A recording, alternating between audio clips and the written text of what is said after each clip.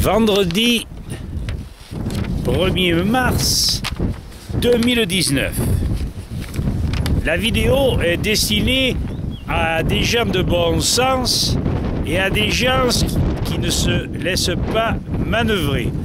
Autrement dit, à des gens résistants. Révélation cachée sur l'inutilité et la dangerosité de la plupart des vaccins.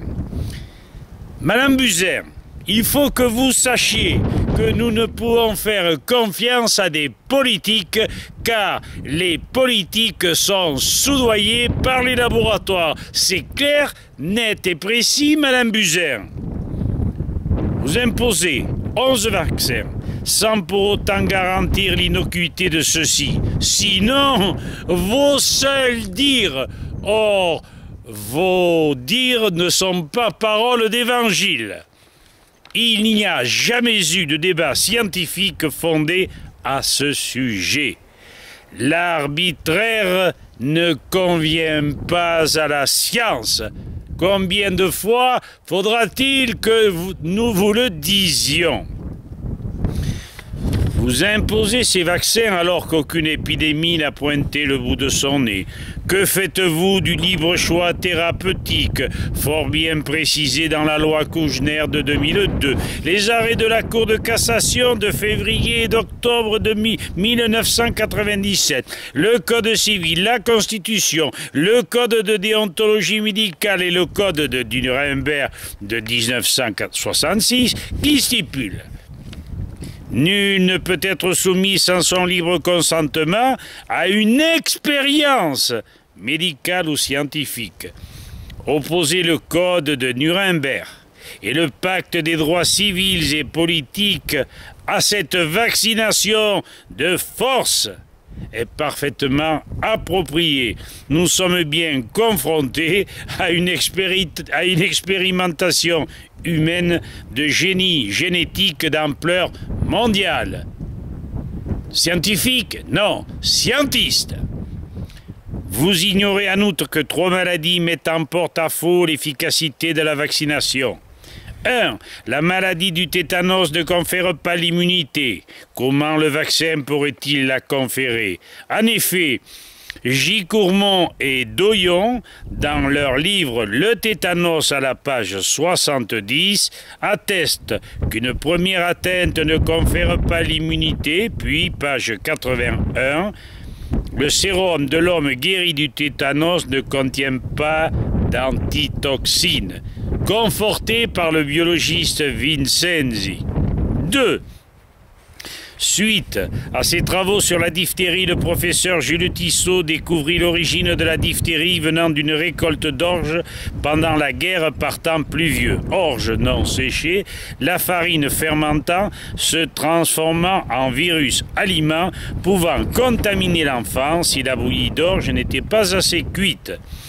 Dépôt de fausses membranes se greffant dans le tube digestif, les particules pouvant, sous l'influence de l'humidité, se développer et étouffer l'enfant. Voir le livre « Constitution des organismes animaux et végétaux, cause des maladies qui les atteignent », 3e volume.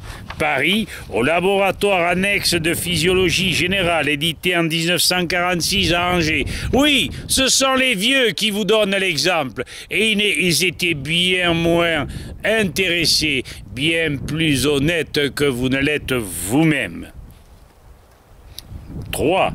De fortes suspicions se portent sur le vaccin contre la tuberculose, capable, après vaccination, évidemment, chute des défenses immunitaires, prouvée largement par le médecin Helmiger, par le docteur Humphrey, qui est au départ un vaccinaliste, et qui justement montre que les défenses immunitaires de l'individu sont notablement diminuées. Ainsi, font déplacer le terrain de l'individu, acide oxydé, vers le terrain de la polio, tout aussi acide oxydé, cousin de la tuberculose.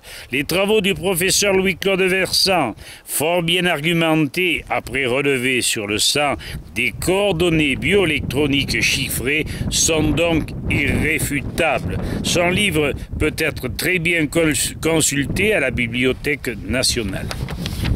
Nous signalons plus de 80 livres écrits par des professionnels de la médecine dénonçant la toxicité des vaccins, la fausseté des dogmes pasteuriens. Les médecins, entre autres Tarte, Humphrey, De Brouwer, Scoy, Elmiger, Vercouter, Méric, j'en passe, les vétérinaires Quiquendon, Ancelet, j'en passe, l'agrégé Georget ont suffisamment prouvé la dangerosité des vaccins. La liste est loin d'être exhaustive, évidemment.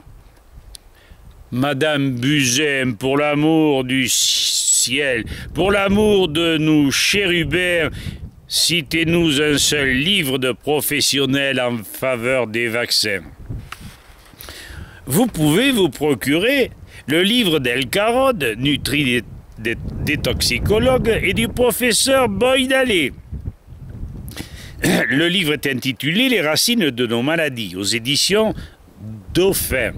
Ce livre fait état de 646 000 bambins empoisonnés par les vaccins sur 800 000 vaccinés en 2016. Rien que cela, Madame Buzyn, nous permet de vous dire que nous résisterons et que nous ne nous laisserons plus faire.